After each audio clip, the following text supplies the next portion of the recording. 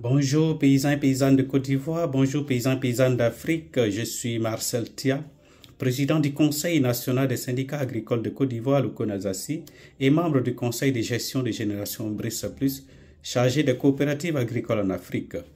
Nous sommes aujourd'hui mercredi 27 août 2025, un spécial direct de ce jour pour statuer, pour parler de la situation qui prévaut dans la filière café-cacao.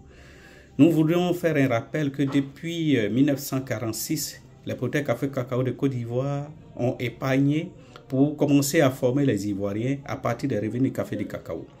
Ce qui a abouti en 1960 à l'indépendance, et à l'indépendance, les producteurs café-cacao ont décidé de donner une bonne partie sur les revenus du café et du cacao à l'État de Côte d'Ivoire pour permettre à l'État de construire et de continuer de former les Ivoiriens et construire le pays. Et pour que les enfants des Ivoiriens puissent bénéficier de l'école gratuite avec tous les enfants de Côte d'Ivoire.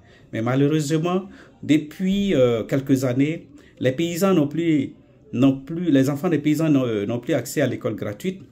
Le produit café-cacao est aussi sous-payé.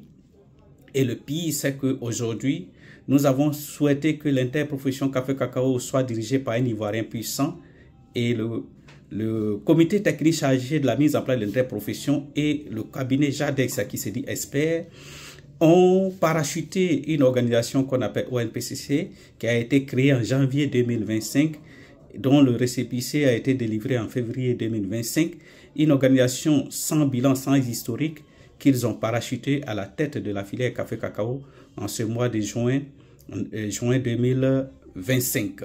C'est ce que nous voulons décrire, parce que non seulement cette organisation est dirigée par un Ivoiro-malien qui n'est pas planteur, mais qui est transformateur et prestataire de services auprès du Conseil café-cacao dans le cadre de la fourniture de la sachérie Brousse. C'est ce que nous voulons décrire avec la dernière énergie.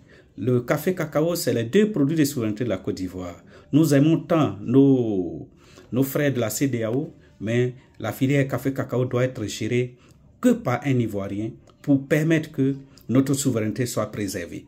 On ne peut pas confier la gestion de nos deux produits de souveraineté à un Ivoiro-malien qui n'a pas de village en Côte d'Ivoire et qui est de surcroît transformateur et prestataire de services auprès du Conseil café-cacao.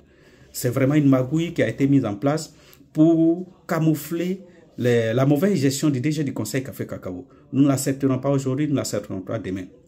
C'est pourquoi nous appelons tous les producteurs café-cacao à rester à l'écoute et nous interpellons le chef de l'État pour ne pas valider une telle forfaiture, auquel cas les producteurs café-cacao prendront les responsabilités parce que nous n'allons pas accepter que notre filière essentielle soit bradée entre les mains des aventuriers qui n'ont pas d'intérêt à défendre, qui ne pourront pas défendre les intérêts des producteurs café-cacao en dehors de leurs petits intérêts des transformateurs et des prestataires de services. Alors que cette organisation doit être exclusivement dirigée par un producteur café-cacao pour mieux défendre les intérêts des producteurs café-cacao qui croupissent dans la pauvreté grandissante, parce que non seulement le cacao et le café ont été sous-payés ces 10 dernières années, mais les 60% du prix que l'État avait promis aux producteurs café-cacao n'est pas respecté jusqu'à ce jour. Il faut qu'il soit un producteur sachant soit mis à la tête de l'interprofession café-cacao afin que les intérêts des producteurs café-cacao soient défendus et préservés. Voilà pourquoi nous voulons décrier cette méthode qui s'apparente au braquage de la filière café-cacao. Ceci étant, excellente semaine à tous et à toutes, et à un autre jour pour un autre sujet.